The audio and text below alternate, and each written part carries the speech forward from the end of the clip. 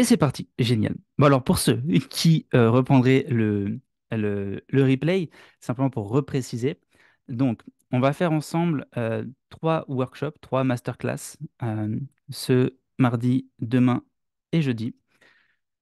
La première chose à faire, c'est ben, déjà je fais ça pour qu'on puisse connecter ensemble, pour pouvoir avoir un tissu d'acteurs de réseaux qui sont différents et qui communiquent pas forcément ensemble. Ce qu'on va faire aujourd'hui, c'est ce second point, comprendre le monde qui vient. Il y a plein de choses qui est en train d'arriver. Les 10 prochaines années vont être plus transformatrices que les 100 dernières. Et comprendre ça et aussi l'affirmer et le mettre sur le devant de la scène quand vous accompagnez, euh, ça fait quand même la différence d'avoir quelqu'un qui se situe un peu dans le monde vers lequel on va, puisque c'est assez flou pour pas mal de gens, pas mal de parents. Ça peut même être angoissant pour des gens, ça peut être angoissant pour des jeunes. Pour des élèves, tout le monde peut angoisser devant la situation du monde actuel. Donc, on va voir un peu ce qui est en train de se profiler. Euh, Demain, on ira voir des outils. Et puis, après-demain, on fera quelque chose autour de l'entrepreneuriat pour vous aider à développer votre activité et à vous positionner et faire une différence par rapport à, à l'ensemble des professionnels que l'on est. On n'est pas en concurrence, mais mine de rien, bah, un client va hésiter entre moi, Christelle, Sophie ou quelqu'un d'autre d'entre nous. Il y a notre leadership et ce qu'on va incarner sur le marché.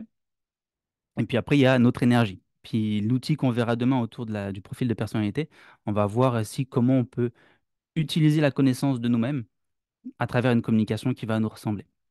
Voilà. Pour ceux qui sont en replay, ce que je dis, c'est que ce premier atelier-là va être issu d'une conférence que j'anime et que je facture à des établissements scolaires. Donc j'appelle ça comme ceci, S'orienter au XXIe siècle, ou comment trouver sa voie à l'ère de ChatGPT et du réchauffement climatique. C'est sorti comme tel, c'est financé comme tel, euh, et je rentre dans l'établissement avec ça. Voilà. On commence? Let's go. Hop, je raccourcis la petite fenêtre. Et voilà. Alors, avant de rentrer, je me présente pour ceux qui ne me connaîtraient pas. Je m'appelle Alexandre Baé. Je conçu une démarche d'orientation qui s'appelle l'orientation intrapersonnelle. Il y a plein de méthodes pour trouver sa voie. Je ne dis pas que c'est la meilleure, je dis c'en est une. Il y a mille et une façons de trouver sa voie. Il y a mille et un outils de connaissance de soi. Euh, Ce que je vous présente là, c'est juste des outils et une façon de concevoir l'accompagnement. Vous prenez ce qui vous plaît. OK? Cette démarche-là, elle repose sur le fait qu'avant de trouver sa voie, l'important, ça va être de se trouver soi, ou en tout cas de s'outiller pour être, j'aime bien cette phrase, ce petit mot antifragile dans ce monde qui se fragilise, qui transitionne vers on ne sait pas trop quoi. Comment je fais en sorte de rester adaptable? Je suis formateur, je suis aussi auteur, j'ai fait plusieurs bouquins, notamment un dispositif aux éditions Nathan, que peut-être certains connaissent, Parcours d'orientation vers un avenir serein, qui est pour le collège. Je forme des enseignants sur le sujet, et puis je forme des coachs d'orientation. Voilà. D'où je viens? Pourquoi je suis arrivé dans l'orientation? Tout simplement parce que j'ai galéré à trouver ma voie. J'ai mis 10 ans à trouver ma voie. J'ai fait une dizaine de travail en moins de, moins de 5 ans. Et en fait, j'ai pris conscience que si je galérais autant à trouver ma voie, c'est simplement parce que je ne savais pas qui j'étais. Et aujourd'hui, je pense que vous l'observez. Demain, la société traverse une crise identitaire. Et de deux, au vu du nombre de reconversions, de burn-out et de mal-être qu'il peut y avoir dans la société, les gens n'ont pas forcément besoin de trouver un métier ou un nouveau métier pour ceux qui feraient de la reconversion, mais ont avant tout besoin de se reconnecter à eux et de répondre à cette question qui est aussi existentielle que parfois angoissante. Qui je suis? Mais qui je suis dans le fond? Donc, on va voir comment on peut guider les gens à travers ce questionnement et comment en fait vous avez une place à prendre sur le marché si vous vous positionnez en tant que non pas accompagnant à l'orientation, mais que vous venez redéfinir ce qu'est l'orientation comme étant une opportunité pour se trouver soi. Voilà, c'est pas, on vient pas chercher son métier, on vient faire un voyage dont on est le héros. Et puis en fait, on sera tellement bien avec nous-mêmes et tellement conscient de qui on est à la fin d'un accompagnement que le métier, il va découler de lui-même. Et donc, ça va être une orientation qui va être basée à 80% sur l'identité et 20% sur la connaissance de soi. Alors pour ce jour 1, ce que je vous propose, c'est de comprendre le monde qui vient et l'évolution du métier de coach en orientation scolaire ou professionnelle. Pour que ce soit assez ludique et séquencé, je vais vous proposer un partage en trois actes. Premièrement, on va comprendre le monde vers lequel on se dirige. Deuxièmement, comment on s'oriente dans ce monde qui peut sembler un peu chaotique quand on voit ce qui est en train de se passer. Et troisièmement, bah, comment on passe de la reconversion ou de l'orientation au voyage du héros. Et ça, c'est vachement cool. Alors l'acte 1, comprendre le monde qui vient. Je vais essayer de faire assez bref, assez court et simplement d'ouvrir des portes pour que vous puissiez pousser et aller plus loin si vous en avez envie. Donc on va ouvrir plein de portes ce soir que je vous encouragerai à aller explorer de vous-même. Alors la première chose que je voulais vous partager, c'est ce petit schéma qui résume euh, les innovations dites disruptives qui ont impacté la société sur les 200 dernières années. Je trouve que c'est important d'avoir ce mot en tête, une disruption technologique. Qu'est-ce que c'est? C'est une technologie qui, quand elle émerge, vient disrupter, soit créer une rupture dans notre façon de communiquer, de travailler, voire même de voir le monde. Il y a une très bonne rétrospective.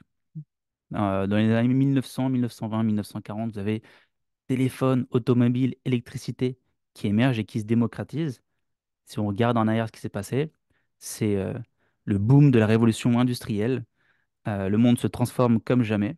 Il n'y a pas de grande révolution technologique sur à peu près 60, 70 ans jusqu'à ce que l'ordinateur vienne se démocratiser, puis Internet. Mais on est conscient que le monde s'est transformé simplement avec ces trois innovations. J'ai une question pour vous, du coup. À votre avis, aujourd'hui, qu'est-ce qui se passe? Quelles sont les innovations qui pourraient venir disrupter un peu notre modèle de société? Je vous laisse me mettre dans le chat, à votre avis, les innovations qui viennent se développer actuellement et qui vont soit transformer le monde à l'avenir. Intelligence artificielle, ah, c'était obligé. ChatGPT, power. Ok, intelligence artificielle, ouais. Il y a d'autres choses. Est-ce que vous voyez autre chose? Changement climatique, on va y venir plus tard. Alors là, c'est une innovation. Climatique, c'est pas vraiment une innovation, c'est peut-être plus un retour en arrière que ça va produire. Les énergies propres. Alors, la robotique, c'est une innovation. Ouais. L'IA aussi. Énergie propre, la façon dont on produit de l'énergie, effectivement. Alors, j'enlève le suspense et je vous dévoile les réponses. Aujourd'hui, voilà ce qui est en train de se passer. Aujourd'hui, on a un peu plus de 6 innovations disruptives en même temps. C'est du jamais vu dans l'histoire de l'humanité. Sur les 100 dernières années, on en a eu 5, mais qui ne sont pas arrivées en même temps. Là, on en a presque le double qui sont là en même temps. Le métaverse, hop, j'aime bien voir votre tête, donc je vous mets sur le côté. Euh, le métaverse, je pense que vous voyez tous ce que c'est.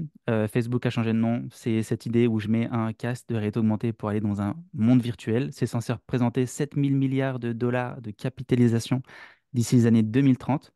Alors ça pouvait sembler un peu utopiste. Bon, bah, Apple a sorti son casque de VR. C'est un premier pas, comme elle l'a fait avec l'iPhone.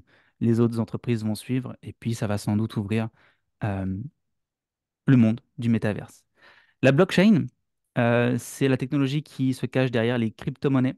Euh, et en fait, quand on explore un petit peu ce qu'est la blockchain, c'est une technologie qui, qui en fait fait sauter la place du tiers de confiance. Admettons, là je vois Christelle et je vois Sophie à l'écran. Admettons, Christelle me vend sa maison. Sophie est notaire. Ben, moi et Christelle, on va passer devant chez Sophie pour que Sophie dise: Hey, Christelle a vendu sa maison à Alexandre. Du coup, j'ai la propriété. Sophie, au passage, tu prends 7% pour te rémunérer et puis simplement pour financer ton job. Avec la blockchain, bah, on fait sauter tout ça. La blockchain, c'est comme un livre des comptes aux yeux de tout le monde et on inscrit cette transaction sur Internet et la blockchain fait office de notaire. Donc, Sophie, tu peux te questionner sur ton travail.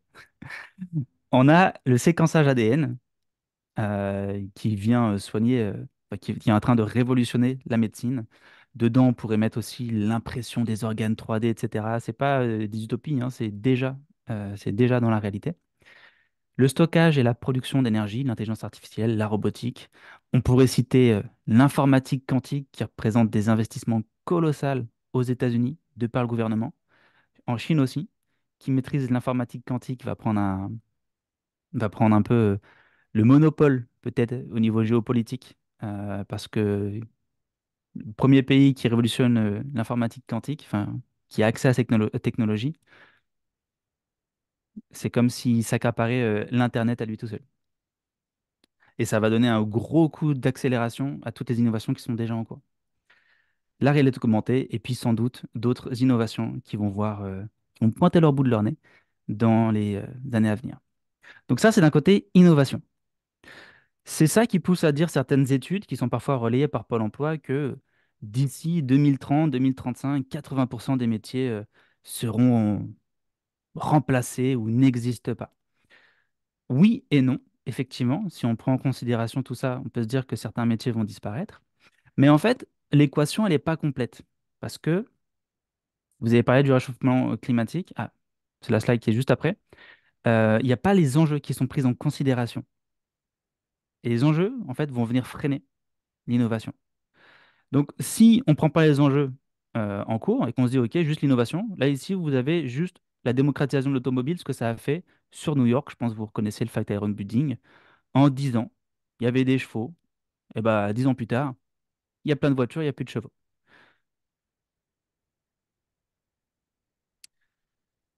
Mais je pense pas qu'il va se produire ça. Je trouve que avant tout, moi, le fait que 80% des métiers n'existent pas, à mon sens, c'est avant tout un élément marketing. Parce que les besoins humains restent les mêmes, et puis la technologie ne va pas forcément être accessible à tout le monde.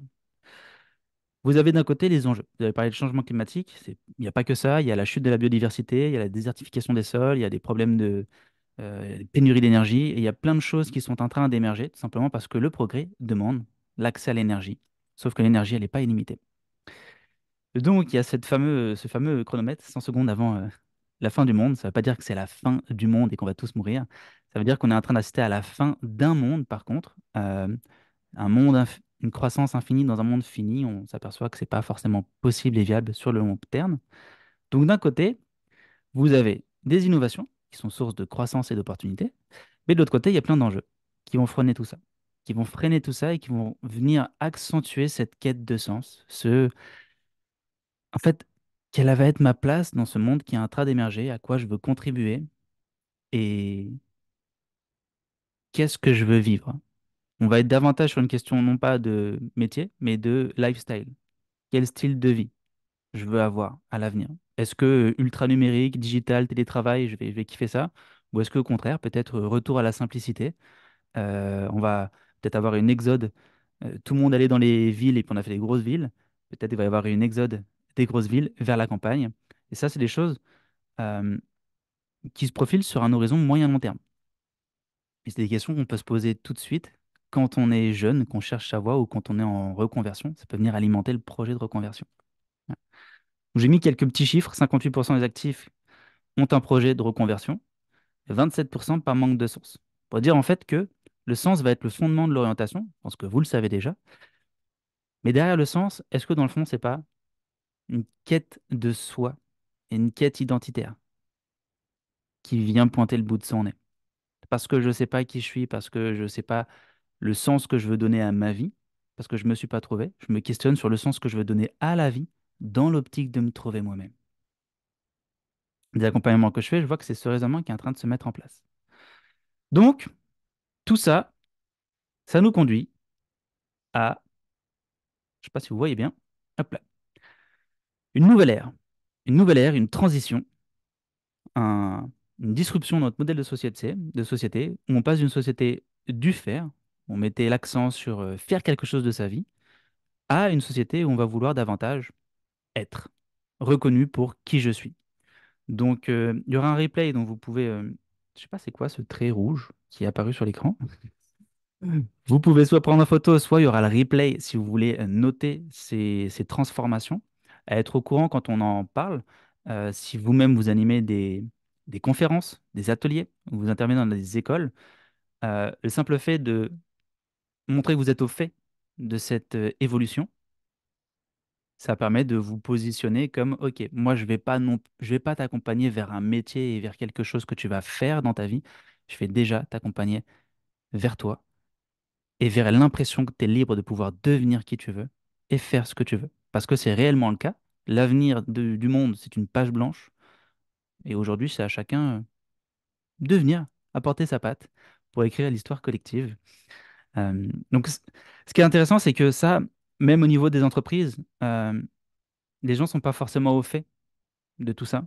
Ça explique pourquoi il y a certains métiers qui sont en tension, pourquoi certains secteurs n'arrivent pas à recruter, tout simplement parce qu'en fait, ils n'ont pas opté cette transition. Les gens cherchent plus de sécurité à l'emploi, ni même la permanence de l'emploi, mais ils veulent une liberté d'agir, euh, voire une liberté de déplacement. Avant, on acceptait la rémunération selon l'ancienneté. Aujourd'hui, les jeunes, qu'est-ce qu'ils veulent? Ben, si j'apporte plus de résultats qu'une personne qui est là depuis 15 ans, pourquoi je ne serais pas payé autant, voire même plus? On pensait faire carrière. Aujourd'hui, c'est OK, on va faire plusieurs professions. Et c'est en ça où, du coup, il y a une dynamique, je vais vous proposer dans le second atelier qu'on va faire, d'opter pour une dynamique de formateur au-delà du coach, pour que les personnes puissent s'orienter tout au long de leur vie et avoir des outils pour pouvoir le faire. On pensait retraite 65 ans. Eh ben, aujourd'hui, on pense retraite anticipée. Je pense que vous voyez ces pubs avec ces jeunes de 20 ans qui sont libres financièrement et qui vendent du rêve à nos petits jeunes ou aux personnes en reconversion. Pourquoi je ne prendrais pas une retraite à 40 ans? Puisque de toute façon, je sais que la retraite, avec 700 balles par mois, tu t'en sors pas. Donc, retraite anticipée et puis liberté financière.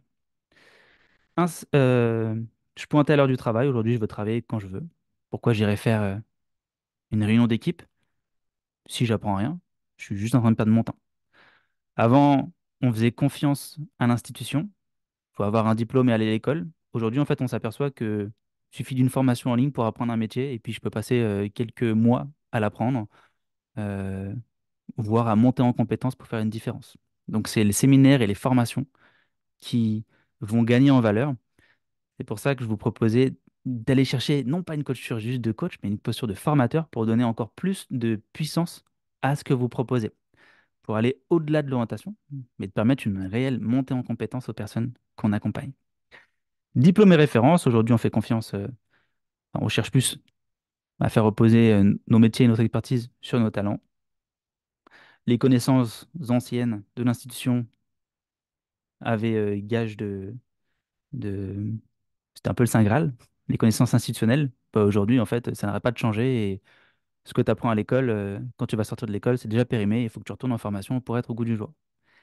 Régime de retraite, et aujourd'hui, bah, ça rejoint un peu ce côté retraite à 65 ans. Moi, quand j'ai des jeunes en accompagnement, je vais peut-être dire que tu n'auras pas de retraite, ou en tout cas, tu n'auras même pas la moitié du salaire que tu as en tant qu'actif. Simplement parce que la société, elle vieillit et qu'il y a de moins en moins d'actifs. Donc, c'est un calcul mathématique simple. Ça sert à rien d'aller dans la rue pour manifester pour avoir une retraite. Euh, Tu partiras à la retraite plus tard et elle sera moins. Voilà. Donc voilà. Et le gros à noter, c'est que d'un côté, on avait un focus sur l'entreprise. Tu fais quelque chose pour t'insérer dans la société, être productif pour les entreprises, produire de la valeur. Aujourd'hui, en fait, c'est un focus sur l'individu qui est qui est mis en avant. Voilà. Donc ça, si on résume, c'est un sacré bazar. C'est un sacré bazar. Les enseignants, voire certains, en tant que professionnels de l'orientation, c'est pas toujours simple de pouvoir suivre le mouvement. Euh, donc, comment on s'oriente dans ce contexte, avec des envies qui changent, ce besoin d'accomplissement qui est parfois déconnecté de la réalité et du marché du travail aussi. Comment je vais réussir à connecter tout ça, à la fois une insertion qui fonctionne, et puis à la fois le sentiment de s'accomplir et, euh, et d'avoir du sens dans son travail, tout simplement. Eh bien, c'est accepter que il y a plusieurs voies il y a plusieurs mondes qui vont se superposer. D'un côté du très digital, d'un côté du très rural, un retour aux sources. Peut-être que j'ai pas envie de digital, je vais peut-être retourner dans ma campagne. Ok, télétravail, je vais mettre un truc de métaverse et puis je vais aller à la campagne, élever mes poules et faire mon potager.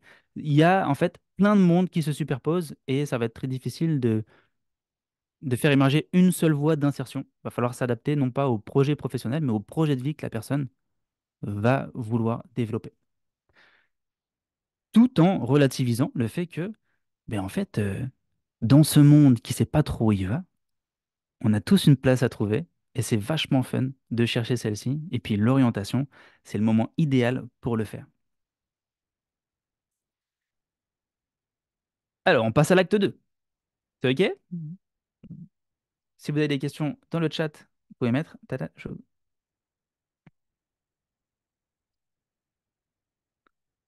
Petit iPhone, tu fais des traits rouges sur mon ordinateur. Non, je te rassure, je pense que c'est moi qui l'ai fait, t'inquiète pas. Génial. Bernard, ravi de voir que tu as échangé sur le sujet avec des jeunes. Bien, ça va être le fondement de nos discussions, de toute façon, je pense, hein, quand on va faire des forums de métier ou des interventions dans les écoles. Donc, acte 2. Je vous propose d'aller voir comment on s'oriente en conscience dans ce monde qui change. Eh bien, s'orienter en conscience dans ce monde qui change, ça va être, premièrement, de transiter d'une orientation insertion métier qui met trop le focus sur le faire à une orientation qui va être basée sur l'humain et sur l'être. Euh, alors, je mets ça en évidence ici pour vous dire que, en fonction de ce que vous allez vous accaparer là, de ce challenge, c'est peut-être vos offres d'accompagnement qui vont peut-être s'élargir, grandir, euh, et puis du coup, même le tarif de vos prestations augmenter. Tout simplement parce que si on veut une orientation sur l'être, ça prend un petit peu plus de temps que 4 à 5 séances d'accompagnement où en plus il y a l'enjeu du métier derrière. Euh, il y a la pression des enseignants sur les parents pour trouver un métier et trouver une voie professionnelle. Du coup, cette pression, elle est transmise aux élèves. Il y a la pression de la société, il faut être productif économiquement parlant. Et en fait, du coup, on, on formate sans même nous en rendre compte une orientation qui ressemble plus à de l'insertion qu'à un vrai voyage vers soi. Et c'est en surfant sur cette tendance de voyage vers soi que de un, on va pouvoir faire des accompagnements qui vont être encore plus qualitatifs que ce qu'on propose, parce qu'on va pouvoir rentrer dans l'intimité profonde des personnes qu'on va accompagner. Par exemple, moi, les accompagnements que je fais, autant avec des jeunes qu'avec des adultes, on n'est pas à moins de 10 séances. Et du coup, forcément, le tarif est plus élevé et plus élevé. Alors, je dis pas qu'il faut facturer cher, je dis qu'il faut faire ultra qualitatif et préparer les personnes qu'on accompagne pour l'avenir et que ça demande du temps. Ça demande du temps. L'école prépare pas du tout au monde qui vient, au contraire. Elle a même tendance à fragiliser l'individu. Et bien, du coup, c'est nous, en tant que coach d'orientation, on a cette opportunité de pouvoir compléter ce que le programme scolaire n'a pas fait. Là, je vais venir différencier deux types d'orientation. Donc, moi, l'orientation intrapersonnelle que j'ai développée et que vous faites sans aucun doute déjà, sans même l'appeler comme ça, c'est une orientation qui est centrée sur l'être et qui met vraiment le focus sur l'identité. Euh, L'humain, on a quatre potentiels, intellectuel, physique, spirituel, émotionnel. L'orientation traditionnelle a tendance à mettre le focus que sur l'intellect. Regarde les notes ou le cursus universitaire de la personne et puis ce qu'elle va pouvoir faire de ses cinq doigts. La question est, qu'est-ce que je souhaite faire? Et donc là, on met le focus sur c'est quoi la demande du marché du travail, quelles sont les formations, quel métier, quelle capacité j'ai développé, quelles compétences. Sauf que en faisant ça, on vient refouler la quête identitaire des jeunes. Et du coup, les adultes, on l'a toujours pas fait. Et en fait, hein, une reconversion, c'est souvent cette quête identitaire qu'on aurait dû faire plus tôt, qu'on n'a pas fait, qui repointe le bout de son nez. Quand l'orientation se présente, l'adolescence, il est en pleine quête de lui. La vraie question de fond, c'est qui je suis. Il cherche à se comprendre, il cherche à se trouver. On lui demande de trouver sa place dans la société, de s'insérer. Et du coup, en fait, il va se construire à travers les stéréotypes d'un métier. Et c'est là où, en fait, on fait une orientation qui est dangereuse. Parce que si la personne s'aperçoit que son projet, eh bien, au final, ça ne lui colle pas. Quand on sait le nombre de jeunes qui se réorientent aux premières années d'études supérieures, euh, c'est mon identité qui va être questionnée. Et alors que déjà je suis en mal de qui je suis, parce que je ne me connais pas, je me suis construit à travers des étiquettes métiers. Et quand je m'aperçois que mon projet professionnel, bah, au final, il ne me convient plus, je viens en plus remettre en question les seules étiquettes que j'avais pour me penser. Et on vient encore plus mettre des coups de couteau dans cette quête identitaire qu'on devrait tous faire pour être en paix déjà avec nous-mêmes et, euh, et savoir comment on fonctionne en fait. Quel est notre mode d'emploi? C'est peut-être ça que l'école devrait transmettre et qu'elle ne transmet pas. Et c'est ça que nous, on va pouvoir transmettre avec une orientation du coup qui va être basée sur cette dimension intrapersonnelle euh, qui repose simplement sur le potentiel spirituel et émotionnel, où là, on va aller davantage se questionner sur le sens, sur l'identité de la personne, sur les choix de vie qu'elle veut mener.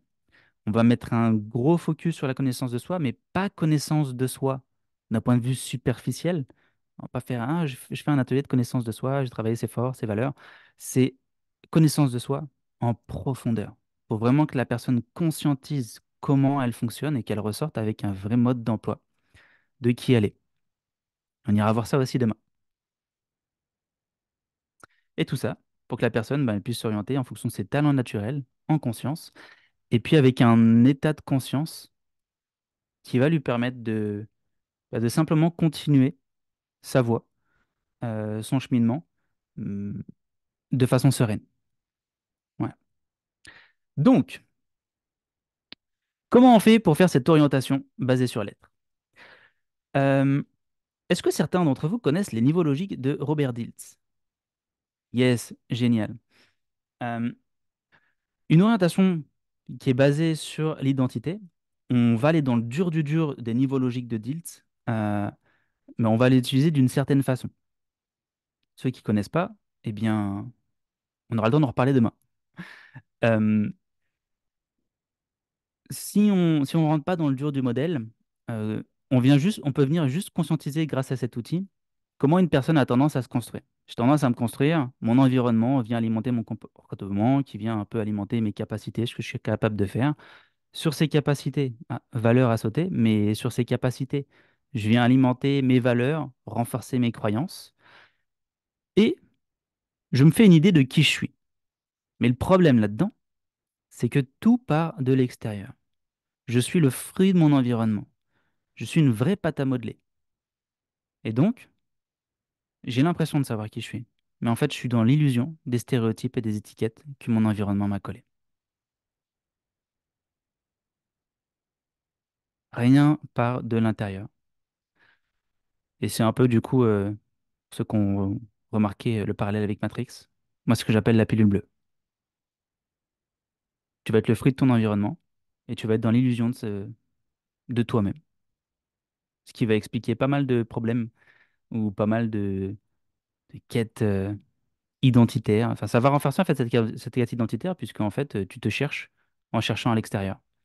Alors que dans le fond, c'est le processus inverse qu'il va nous falloir emprunter. C'est-à-dire que une orientation basée sur l'être va partir de la dimension spirituelle de l'être humain. Spirituel qui n'a rien de religieux, mais qui est juste le sens qu'on va donner à notre vie. Je le dis parce que dès que moi je portais le mot spiritualité aux yeux d'acteurs publics et de l'école, waouh, je prenais une grosse porte dans le nez. Il y a une allergie à ce mot, alors qu'au final, ben, si le monde va mal, si le monde cherche du sens, c'est simplement parce qu'en fait, cette dimension spirituelle, on s'en est coupé, alors que c'est le fondement de notre humanité.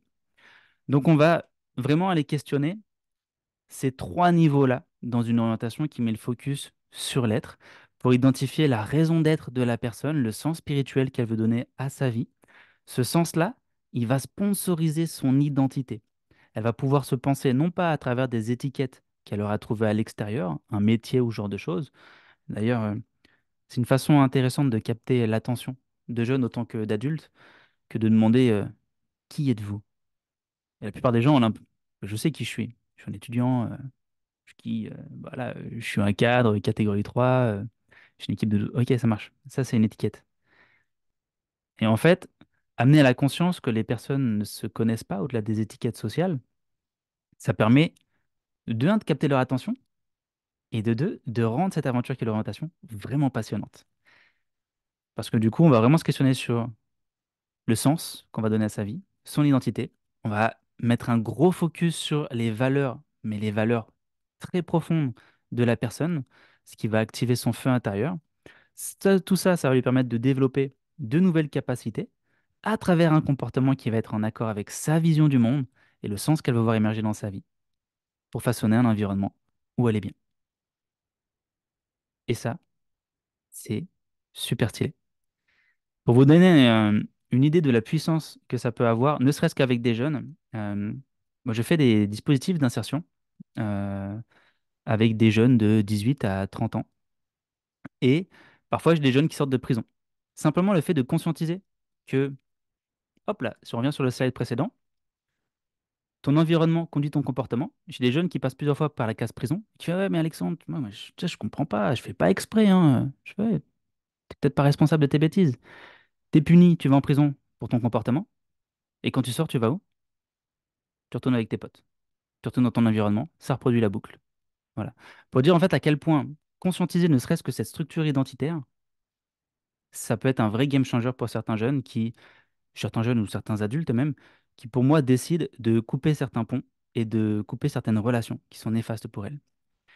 Là, vous avez tout pour aligner une personne avec qui elle est. Et c'est aussi un processus qu'on peut utiliser pour atteindre n'importe lequel de ses objectifs, simplement en partant du haut, pour s'aligner avec vraiment ce qu'on veut. Alors, comment on fait vivre ce voyage jusqu'à cet alignement de la dimension spirituelle à l'environnement? Eh bien, c'est là où on peut passer de l'insertion au voyage du héros. Vous êtes familier pour certains avec le voyage du héros? Ouais, nice. Le voyage du héros. Pour ceux qui ne seraient pas familiers, on va juste faire un petit point sur ces deux outils qu'on va combiner pour une réelle orientation au service de l'être. On va combiner en fait les travaux de Joseph Campbell. Joseph Campbell, qui est un mythologue, qui a travaillé sur beaucoup de films, qui a étudié beaucoup de mythes, et qui s'est aperçu en fait que tous les héros, Harry Potter, Katniss Everdeen, Frodon Sake, tous ces héros qu'on admire dans le fond, c'est le reflet d'un seul et même héros, nous-mêmes. On est tous des héros, on est tous engagés sur un chemin qui est le même. Et tous les personnages de films suivent ce même voyage. Euh, dans tous les films, il y a un appel à l'aventure. Le héros, il accepte ou il refuse cet appel. Parfois, il accepte, parfois, il refuse pas. Par exemple, si je prends Star Wars, Luke Skywalker, à la base, il veut pas aller devenir euh, un maître Jedi. Il veut pas suivre son entraînement. Sauf que ben, sa famille est brûlée par l'Empire. Et en fait, du coup, c'est une aide surnaturelle qui est d'un point, à première vue négative, mais en fait, c'est une aide qui lui permet de franchir le pas de son voyage du héros pour devenir ben, le maître Jedi qu'on connaît. On trouve un mentor, si je reste sur cette métaphore de Star Wars, Obi-Wan Kenobi, mais ça peut être Dumbledore pour Harry Potter, ça peut être Haymitch pour Katniss Everdeen dans Hunger Games, etc., etc. Au cours de sa quête, un héros, il se fait des potes et il se fait aussi des ennemis, jusqu'à avoir une épreuve ultime qui va lui révéler quelque chose sur lui. Et de cette révélation, il va se transformer. Et en fait, eh bien, vu qu'on fait tout ça, le processus d'orientation est également un voyage du héros. Et présenter ça à des jeunes de cette façon, bah, de un, c'est ludique, et de deux, ça permet de rendre le truc vraiment kiffant. Il y a un appel à l'aventure. L'orientation, c'est une aventure. Soit tu l'acceptes, soit tu l'acceptes pas. Mais à ce moment-là, les gens vont choisir ta voie à ta place. Et c'est aussi OK. Donc tu l'acceptes ou tu refuses. Parfois, il y a une aide surnaturelle qui va intervenir. Ça peut être un enseignant qui va mettre une petite tape sur l'épaule, ou alors des parents qui vont dire va au bout de tes rêves. Et puis, si jamais ça échoue, on est là. Ou pas. Ou ça peut être quelque chose d'un peu plus dur également. Quoi qu'il se passe, il accepte ou il refuse. Nous, s'il refuse, ça ne nous intéresse pas, puisque il va pas venir nous voir et on va pas pouvoir l'accompagner. Nous, on est ici. Coach d'orientation, c'est un mentor. C'est un mentor qui va pouvoir l'accompagner tout au long de son voyage. Et moi, j'aime bien me présenter comme ça auprès des personnes que j'accompagne, un Merlin l'Enchanteur. T'es Arthur, et avec moi, bah, on va aller vers le roi Arthur que tu es déjà. Et je vais juste t'accompagner à le devenir. Dedans, tu vas te faire des alliés, des ennemis, dans le sens, il va y avoir des choses positives, des choses négatives. Trouver sa voie, c'est pas toujours une partie de plaisir. Il y a des épreuves, il y a des challenges. Ça fait partie du voyage du héros. Et un héros qui n'a pas de challenge, bah, c'est pas un héros. Mais il va aussi y avoir des trucs super cool. Tu vas découvrir plein de choses sur toi. Et, et ça, c'est ce que moi, je vais te transmettre en tant que mentor, en tant que coach d'orientation. Il y aura une épreuve ultime à la fin qui est simplement Bah, si c'est un jeune de faire ses vœux et puis de passer au-delà de Parcoursup, puis si c'est un adulte, on va directement aller à la révélation. Le but d'un processus d'orientation intrapersonnelle où on met le focus sur l'être, c'est que la personne, elle réponde à la question qui je suis, et qu'elle connecte à son essence. Vous voyez, on n'a pas du tout parlé de métier là. On parle que de l'identité. On fait un vrai voyage vers soi pour se conscientiser à travers des outils de connaissance de soi. Et après, on va pouvoir se transformer, surtout s'incarner à travers un métier qui va être simplement le prolongement de nous-mêmes. Et puis on va revenir dans le monde, devenir un adulte épanoui, changer d'environnement, ou revenir dans son environnement de base, mais avec un état davantage joyeux. Donc d'un côté, Joseph Campbell, qui rend cette aventure super intéressante et super ludique avec le voyage du héros. Et de l'autre côté, les travaux de Carl Gustav Jung.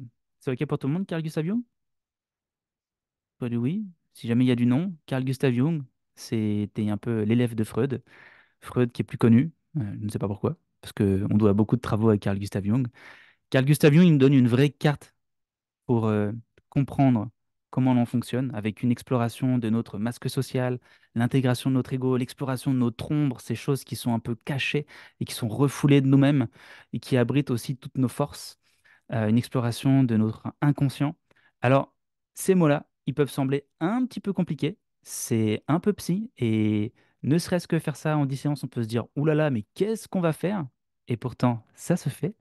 Pour simplifier la chose, si on mélange tout ça, ça nous donne ça. Ça nous donne un voyage du héros en 5 actes qui va pouvoir être un vrai support, une vraie trame d'accompagnement où grosso modo, on va pouvoir présenter à chacun le fait que sa reconversion, elle va passer par 5 étapes, ou même se trouver soi, passe par 5 étapes.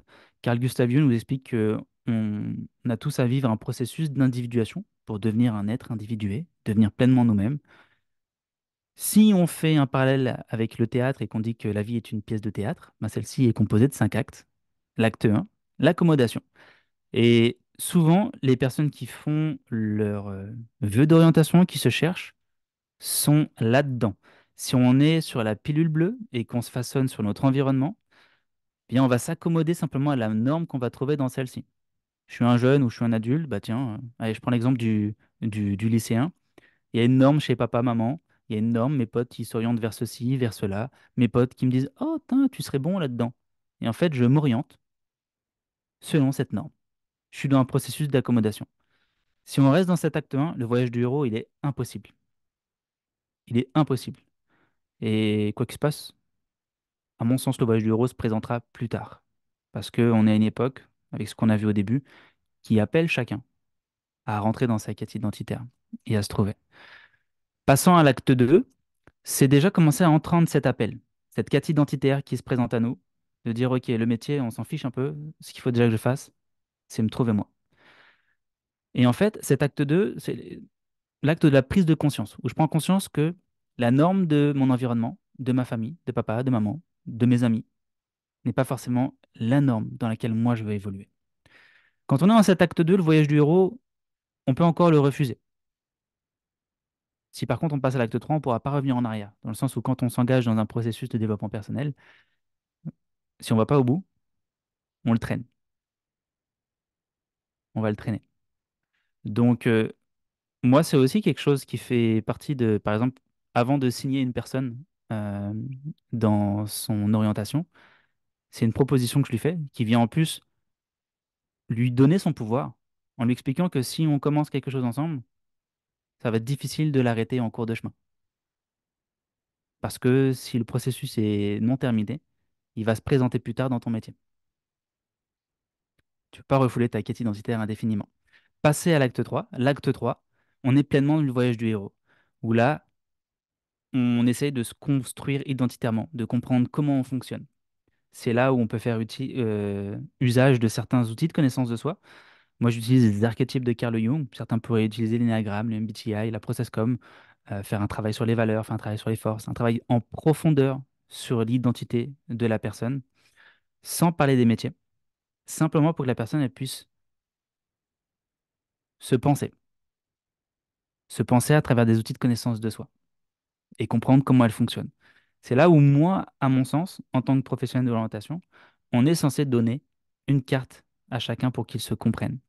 Une carte qui va reposer sur le processus d'individuation, qui va l'explorer toutes ces dimensions de l'être, pour qu'après la personne, si jamais elle s'aperçoit que les vœux qui la mettaient en joie ou l'orientation qui la mettait en joie actuellement dans l'accompagnement, bah, si c'est plus pour moi, je ne me retrouve plus dans ce métier dans 5 ans, j'ai tout ce qu'il faut pour cheminer vers quelque chose qui me ressemble davantage. Grâce à tout ça, j'ai une révélation sur qui je suis. Et puis après, j'ai simplement à harmoniser en trouvant un métier qui va me ressembler et qui va être le prolongement de moi-même. Tout ça pour dire que du coup, on passe 80% du temps d'accompagnement focus sur l'identité et seulement 20% à peine sur le métier, puisqu'en fait, c'est du bon sens évident quand on connaît son essence. Et puis l'acte 5, selon Carl Jung, qui est un peu la transcendance. Si on fait un copier-coller sur l'orientation, c'est un peu le moment où je suis et je fais quelque chose de totalement aligné avec qui je suis. Moi, j'utilise cette trame qu'on pourra explorer dans d'autres ateliers. Donc, vous avez vu, vous avez intégré un groupe sur Facebook. Ce groupe-là, je vais pas le clôturer à la fin de ce challenge. On va pouvoir éventuellement, selon vos besoins, rajouter des choses après. Euh, et pourquoi pas aller explorer comment faire un accompagnement basé sur cette trame qui respecte en fait le processus d'individuation. Et c'est ça qui est important, c'est que l'individuation, c'est le fonctionnement psychique de quelqu'un. Donc avoir des questionnements qui vont respecter ce processus-là, ça va permettre à la personne de se sentir évoluer, voire même on peut ritualiser tout ce processus. Aujourd'hui, vous le voyez peut-être, il y a de plus en plus tard, on part de ses parents. Il n'y a pas vraiment de transition de l'adolescence à l'âge adulte. Et on est beaucoup adolescents, et simplement parce qu'il n'y a pas eu de rituel qui est venu marquer le passage de l'enfance à l'âge adulte. Il y a le bac, mais le bac, c'est de la gnognoc, ça n'a aucun sens. Et enfin, d'un point de vue psychique, ça ne va pas du tout marquer la chose. Alors qu'en utilisant des rituels, moi j'utilise des rituels simplement des simples rituels d'adoubement ou ce genre de choses euh, permettent de faire le job. Voilà. Donc je vous mets quelques petites questions, hop là, qui viennent alimenter un peu ce processus. Que souhaitez-vous faire pour être heureux et accompli? Donc, quel style de vie la personne veut avoir? Quelle est la personne aujourd'hui? Comment elle se définit? Par exemple, si je vous demandais, qui êtes-vous? Si vous me dites, je suis coach d'orientation, vous avez perdu. C'est pas qui vous êtes. Vous me dites, je suis maman. Bah, pareil, c'est des marqueurs identitaires. Et en fait, souvent, on se leurre à ces simples rôles qui nous fragilisent parce que du coup, si on perd cette petite étiquette, bah, on n'arrive plus à se définir. Donc, qu'est-ce qu'on est au-delà de nos étiquettes sociales? Donc, il y a un vrai travail qui est possible à faire sur la représentation sociale de la personne, un travail sur ce que Carl Jung appelle le persona, le masque social, comment il se voit, et puis qui est-ce qu'il souhaite devenir identitairement. Mais on va pas parler du métier, on va parler d'identité en tant qu'humain. Qui est-ce que tu souhaites devenir? Quelles sont tes valeurs profondes, celles qui vont te pousser à déplacer des montagnes, à te lever peut-être plus tôt que les autres? Ton feu intérieur, sur quoi il repose? Qu'est-ce qui te met profondément en joie? Et puis à quel monde tu veux contribuer? Parce que comme vous l'avez compris, on est dans un monde en transition et à mon sens, il n'y a pas meilleure profession que le coach d'orientation pour façonner un monde de demain qui a du sens et qui va être simplement en accord avec ce dont on a vraiment besoin pour soigner la planète, s'il faut soigner la planète, mettre du sens, créer du lien, véhiculer de la tolérance, ce genre de choses.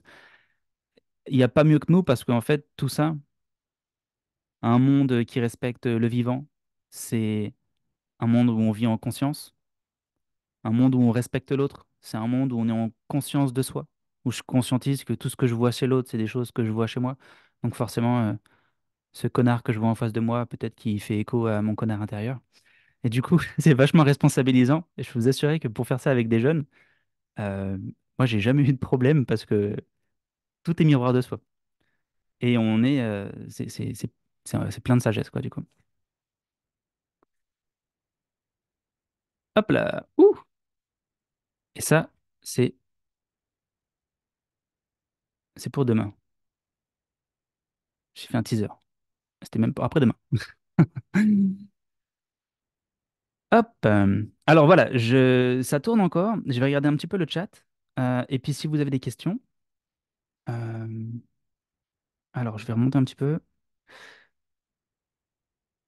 Moi, ce qui me choque, ce sont les profs qui cassent les élèves juste sur la base de leurs notes, alors qu'ils ne font pas d'évaluation de potentiel, sans compter les choix d'orientation basés sur les options et la carte scolaire.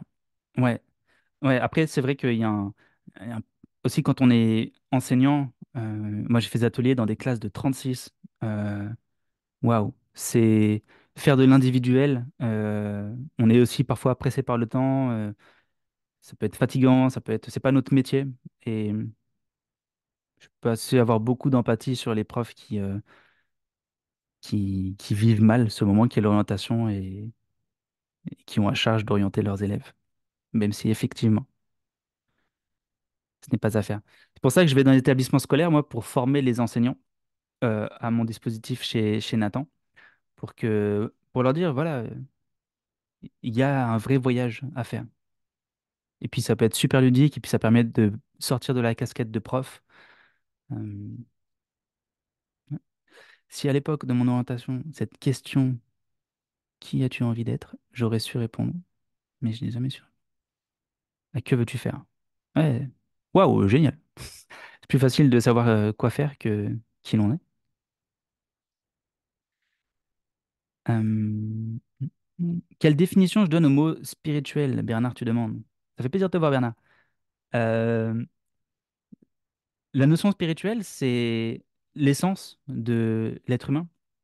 C'est c'est le sens qu'on donne à sa vie. C'est aussi l'ensemble des croyances qui nous composent, ce que je crois être aujourd'hui. C'est le sens spirituel que je vais donner à ma personne. Et puis, il y a le sens que je vais donner au monde.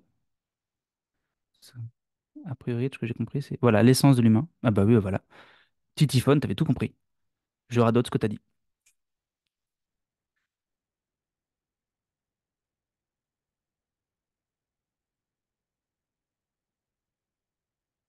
Hop.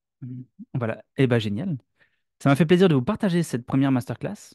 Je vais mettre le replay sur le groupe. S'il y en a qui ont des questions, ou qui veulent revenir sur des notions, libre à vous aussi de ouvrir votre micro. C'est aussi un temps où, bah, justement, prenons le temps de connecter. Sait-on jamais, peut-être qu'il y a des choses à co-construire qui vont émerger. C'est aussi l'intention en faisant ce challenge, ce groupe. Peut-être qu'il y a des choses à faire ensemble. Est-ce que certains ont des questions?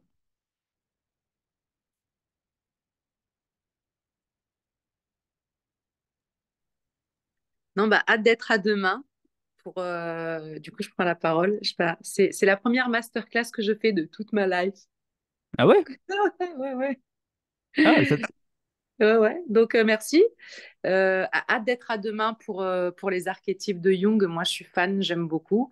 Moi, je ne suis pas une professionnelle, auto-entrepreneur à mon compte comme beaucoup ici.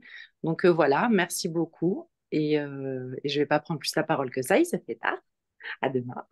avec plaisir. Ouais, demain, du coup, on fera l'archétype de Jung et on ira Yes. voir un peu l'impact d'un archétype sur l'identité de quelqu'un. C'est vraiment ultra puissant. Puis ça revient mettre aussi en question pas mal d'outils de connaissance de soi. On vient à la base du MBTI, on vient à la base de l'énagramme, tout ça, c'est des archétypes dans le fond. Sauf qu'on on va pas mettre les gens dans des petites cases. On va vraiment ouvrir à la grandeur de ce que c'est qu'être humain. C'est une question que j'avais justement, Alexandre. C'est quand j'entends parler effectivement de tout ce qui est diagramme, enfin, ces différents tests un peu de personnalité. En fait, moi, je suis toujours assez frileuse là-dessus parce que j'ai toujours peur de les enfermer en fait dans des cases, justement. Et ça, c'est des choses. Autant je vais aller effectivement dans le qui je suis et j'y passe du temps. autant aller les mettre dans un test de personnalité, c'est vraiment encore une question pour moi. Ok. Bah, tu vas voir que il y a plein de cases en fait dans lesquelles on peut rentrer Mhm, mhm, et qu'on peut toutes les enlever. Mais que dans le fond, ça fait quand même du bien de se penser à travers des petites cases, surtout quand on est jeune. On dit, oui, mais moi, je veux pas être dans une petite case. Mais dans le fond, en fait, ça aide à se penser. Et c'est en ça où, en fait, comprendre ce qu'est un archétype, euh, c'est ultra puissant parce que ça permet de faire sauter les cases et puis de comprendre que demain, je peux être carrément autre chose. mhm. Voilà. Parfois, il y a des profils de personnalité et puis on a l'impression que ça bouge pas. Puis en fait, après, vous refaites ce test. Alors, effectivement, il y a certains tests pour lesquels ça bouge pas. Et moi, je combine avec les archétypes. On en parlera davantage demain. Mais effectivement, avec les archétypes, on va pas mettre dans des petites cases.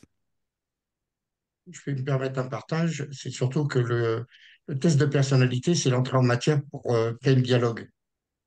Est-ce que bien souvent, quand on leur met une étiquette, ils n'aiment pas l'étiquette, et à partir de là, on peut commencer à travailler.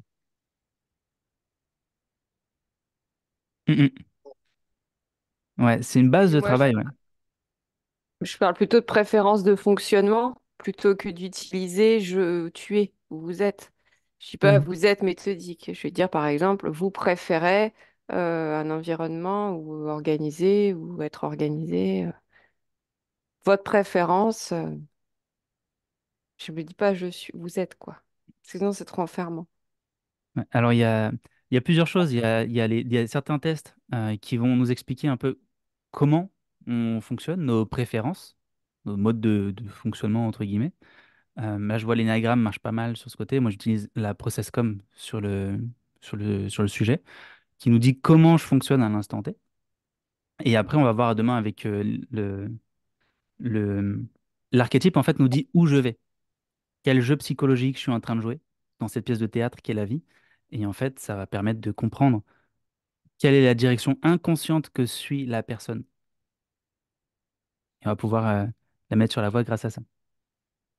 Donc, ça va être autant être un outil de travail de remise en question sur soi qu'un outil qui va nous permettre de donner une direction claire et précise sur ce que cherche la personne.